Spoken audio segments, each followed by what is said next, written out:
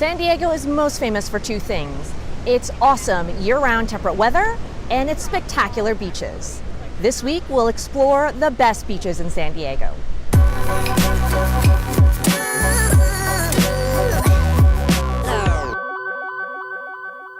If there's one thing San Diego has, it's plenty of great beaches, which makes it really hard to figure out which one to go to. So I've narrowed it down for you in a best of list. And this week, we'll explore 4 distinct beaches with 4 very different personalities for all types of beach lovers. At the northernmost end of San Diego is La Jolla, home of UC San Diego and the Scripps Institute of Oceanography.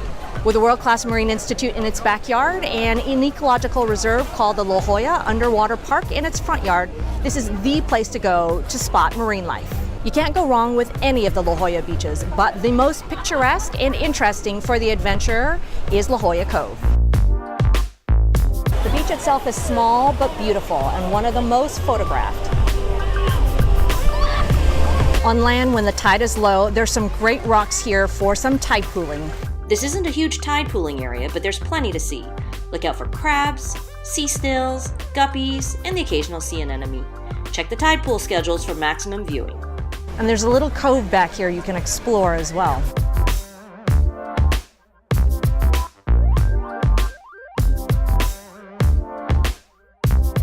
Right next to the cove are seal rocks where you can see seals and sea lions up close. There are always seals and a couple of sea lions sunning here. People get within feet of them, but keep a safe distance as they can attack and bite when threatened. This is an awesome place to observe their behaviors and interactions.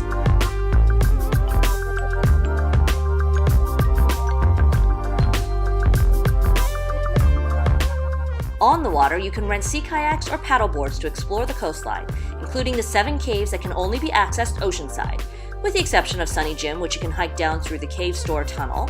Craft must be launched out of La Jolla Shores Beach and then paddle back, as the cove is a protected marine sanctuary. Underwater, you can snorkel or scuba dive. On good days, the visibility is out to 30 feet. There are a couple of good snorkeling areas depending on the surf. Directly here on the beach, over near the rocks when there's no surf, and down that way there are some caves that can be explored. When you're ready for lunch, head downtown. There are a ton of these restaurants with crazy good views of the ocean. Tomorrow we head south to 2 beaches that are active in other ways. Pacific Beach and Mission Beach are a 3.5-mile stretch of sandy coastline where the operating word is party all the time. Both Pacific Beach, or PB to the locals, and Mission Beach are in and of themselves their own neighborhoods with their sandy coastline named aptly after the cities themselves. This is probably the most popular destination beach in San Diego. It's got a boardwalk that stretches the entire length of the beaches with a ton of beach home vacation rentals, restaurants, and bars. This is how I'm going to get around to explore this stretch of surf and sand today. There are a ton of bike rental shops and these e-scooter shares back here like Lime and Bird that you can rent for point-to-point transportation. For more on how these e-scooter shares work, I've made a video of it that I'll link to at the end of this video. Let's start at the northernmost point, which is Pacific Beach's Crystal Pier.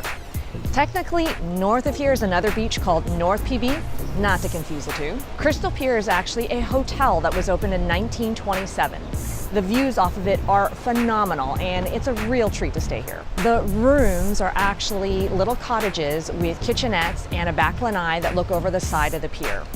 Even though it is private property, it's open to the public during daylight hours, and plenty of people go and dangle a fishing hook off the end. Keep in mind, though, that day fishing here in California does require a license, but you can probably buy one at the tackle shop at the end of the pier. The pier is iconic and definitely a must-do for good views.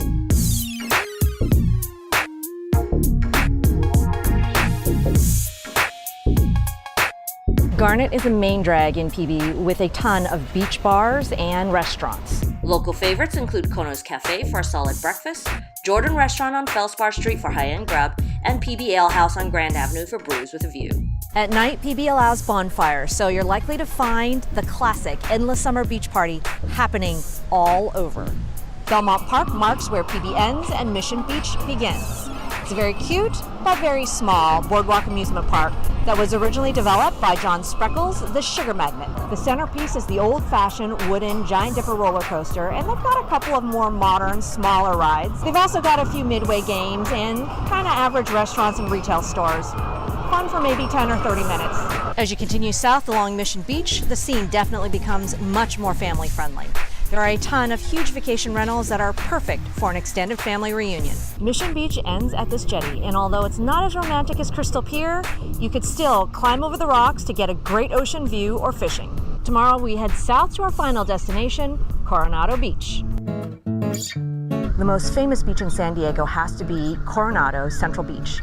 It's the epitome of old Hollywood glamour with the historic and elegant Hotel del Coronado, or Hotel Del, and all of the mansions and multi-million-dollar homes dotting this area. Coronado is an island out in the San Diego Bay connected to the mainland by a tombolo called the Silver Strand. The best way to get to the main beach area is over the 200-foot tall Coronado Bridge that connects the island directly to downtown San Diego. Coronado Central Beach is internationally recognized as one of the most perfect beaches in the world. It has relatively calm surf, which is perfect for swimming, a flat, unblemished beach, and sand that sparkles gold with its partial composition of mica, a shiny silicate most commonly found in marble. The only downside is this is near an active military base, and so, yeah, lots of helicopter noise like this. This isn't an active beach, so plan to haul all your gear in, find a camp to spot in for the day, then settle in and chill. And really, there isn't any reason to move. The sand is so incredibly soft and fluffy, and the beach is so huge that you can find a private spot almost anywhere.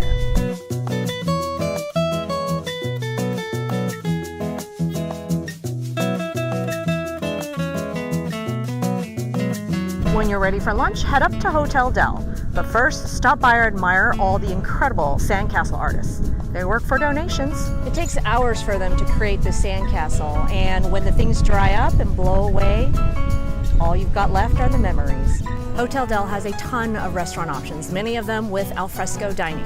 But IMHO, they're definitely on the pricier side, as is expected of a restaurant in a high-end hotel, and the food is only average. Instead, you guys should visit the taco stand back here. $7 tacos. Then eat it at the Beach Hut or the Del Club, along with a cold brew. It's much more casual, much more fun, much tastier.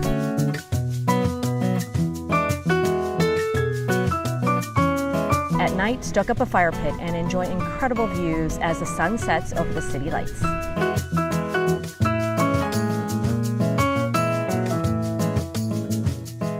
What a perfect way to end a perfect day at the beach.